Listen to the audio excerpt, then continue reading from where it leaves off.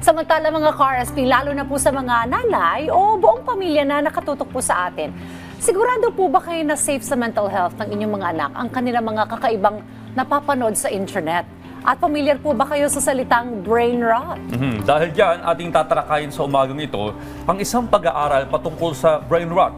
Para sa mas malawak na kaalaman, makakapanayan po natin si Dr. Carmina Bernardo, isang psychiatrist. Magandang umaga po at welcome sa Rise and Shine Pilipinas, Doktora. Ay, magandang umaga rin po. Maraming salamat at naimbita po ninyo ako sa programa ninyo. Good morning. Well, thank you for joining us, Doc. Well, can you tell us something patungkol po dito sa brain rot? At ano po bang ibig sabihin nito at nakapaloob po dito? Ang brain rot, actually that is the word of the year in 2024 ng Oxford. That's parang Oxford's dictionary sa word of the year for 2024.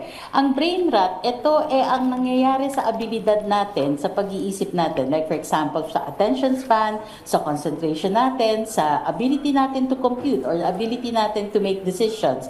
Ito ay nasisira or bumababa dahil sa masyado nating pag-expose sa mga unintelligent or tinatawag natin na time-consuming na wala ka namang mapupulot na aral when it comes to social media or to videos in the screen or in the internet. Yan ang sinatawag na brain rot. Sa umpisa, akala mo it's very pleasurable kasi nanonood ka, natatawa ka and everything, pero pag extended period of time yan, pagkatapos nun, instead na ma-refresh ka, para pakiramdam mo, parang you're cloudy, na parang nako-confuse ka, na parang gusto mo na lang bumalik sa kama at matulog ulit.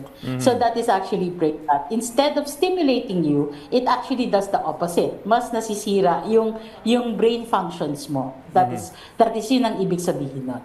Well, Doktora, tama po ba? Mainly itong brain rot nagsimula nung panahon na gumagamit na rin ng social media ang tao.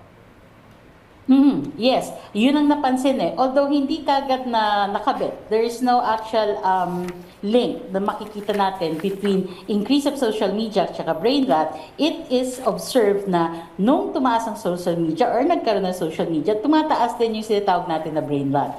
Actually, the term brain rot, this is not new. It has been termed since 1894, if I'm not mistaken. It's just that ngayon, in the time of social media, mas nakikita natin to. At simple lang yung definition nito nung noon eh. It's like choosing simple things to do instead of more complex things to do. Yun nga.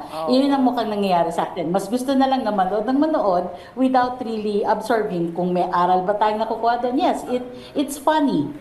Yes, it's interesting. May tinatawag tayong doom scrolling. Doom scrolling is you just focus on news that is negative. Yung tipong ganon. Instead of actually learning something. Yeah. Actually, lahat tayo guilty dito. Kasi kahit ako minsan, pag walang ginagawa, kung ano-ano lang mga lumalabas sa feed ko, gusto mo lang malibang. Tapos minsan, di ba dahil sa algorithm, yung mga lagi mo napapanood, bombard ka lang lalo ng mga ganong content. Now, I wanna know, ano Doc yung pwede natin gawin para hindi tayo maapektuhan masyado nito negatively, lalo na po siguro yung mga bata. Of course, activities. Going out with your friends. Actually, reading a book. Reading is actually very, it's very intuitive. It's actually kontra dito sa brain rot. Because it stimulates your brain.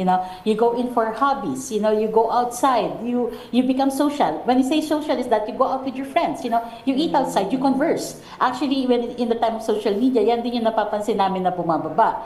It seems that our younger generation has lost the art of conversation. Kasi puro text lang eh. And in text, you really can't tell whether the person is being sarcastic, angry na pala, naiinis na sa'yo and everything. Because it's through text. Unlike when you're talking face-to-face with a person, makikita mo, ay, naiinis ata siya sa sinabi ko. Uy, mukhang tumawa siya sa sinabi ko. So, it's the art of conversation. So, you go out, be active, have physical activities, have hobbies, and when we say social, be social, you go out and meet other people or meet your friends. Maganda yung mga sinabi ni Doc. Well, Doktora, ano po yung payo nyo sa mga magulang ngayon? Well, of course, to survive, usually ngayon, ang kailangan, tatay at nanay nagtatrabaho. So, naiiwan ng mga bata sa bahay. Kasama ang gadget. Gadgets. At minsan nga, ginagawang yaya yung mga gadgets eh. So, ano bang maipapayo ninyo sa mga magulang? Yeah. It's like this po. It's quite katulad po ng pag-uusap natin ngayon. There are times also that we look at our social media and everything, but everything in moderation. Okay. Yun po yung sinasabi ko. Hindi ho masama na, kasi pag sinabi mo, tigil mo yan, hindi titigil yan eh. Pag sinabi, titigil lang, pag nandyan ka, tapos pag umalis ka na, ayan na naman sila, aryan na naman sila. But what we're saying is that you do it in moderation. Usually, in studies in the States have shown that for teenage girls, usually it's around 3 hours na nakababad yan sa social media. Imagine what they could do in those 3 hours. Have hobbies, go outside, you play outside, you mingle with others. Ang dami mo magagawa in those 3 hours kesa yung nasa social media ka lang babad and you're not interacting with anybody. Another thing also that pwede po ninyong sabihin po sa mga anak ninyo, lalo na po yung mga short videos, TikTok. Yes. Or YouTube videos, yung mga short clips and everything, it actually po destroys attention span. Kasi po ang ikli lang po nun eh, so the attention is that. Pero when it's applied outside, like for example, you need to focus on schoolwork, you need to concentrate. There are certain things in school that maybe would require decision making. Natatanggal yon. So yun din po yung isang masamang epekto po when it comes to the short clips, yung tinatawag nating unintelligent or unchallenging trivial online content. So you can tell your kids that. Another is actually din po, you tell them in moderation. So you can set a time. Okay, so for this time, kailangan nag-aaral ka, tapusin mo muna yung homework mo, then you're allowed, certain 1 or 2 hours of doing your social media to catch up with your friends, and then you sleep. So maganda rin po, yung nabibigyan po ng routine yung mga bata. It serves as some sort of like a structure for them so that they could go about their usual activities. Another thing din po is, usually they multitask eh. When I say multitask, habang gumagawa ng homework, nagsasearch siya, nagsasagot ng mga text or email, at the same time nagsasurf, nagsascroll. And they could go into doom scrolling, or they could just, their attention could be caught by your YouTube or maybe your TikTok videos. So you could actually also tell your kids to be mindful of that. So yun din po ang magagawa din po natin. Uy, mahalaga yung mga recommendations ni Doc. Kasi nga naman yung mga bata, ang aga rin talaga nila na-expose sa gadgets. Nawawala sa focus, tapos highly addictive yung pag-concentrate mo sa mga napapanood mo sa social media. Mahalagang may routine, tsaka sabi ni Doc, in moderation lang yung paggamit. Well, thank you very much po sa mga impormasyong ibinahagi po ninyo sa amin.